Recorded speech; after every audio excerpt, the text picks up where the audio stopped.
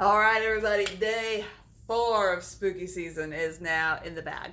I have just finished watching the early 60s cult classic horror film Carnival of Souls.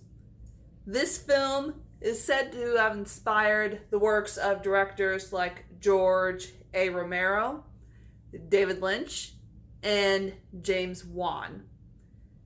George Romero, of course, directed Night of the Living Dead, an excellent film. David Lynch has directed a lot of films, but the one that sticks out the most prominently in my mind, like right now, is Eraserhead. And James Wan directed the first Saw film and was involved, too, in the Conjuring franchise. But back to Carnival of Souls. The director was either very heavily inspired by the Twilight Zone episode, The Hitchhiker, or he just blatantly ripped it off. Because the story is pretty much exactly the same. So if you've seen that Twilight Zone episode, you know what I'm talking about. If you haven't, I don't want to spoil you going into Carnival of Souls.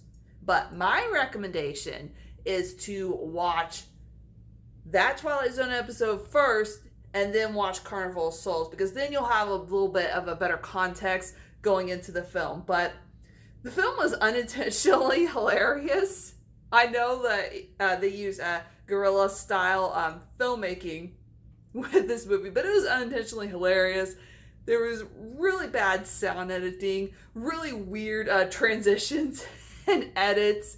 The acting was very tonally all over the place and a little bit over the top, but I can't say that I didn't have a good time watching it, because I definitely did. So if you want a film that's going to give you, just pretty much you have a good time watching it, I would recommend Carnival of Souls. It is streaming on Shudder right now, so definitely give it a watch.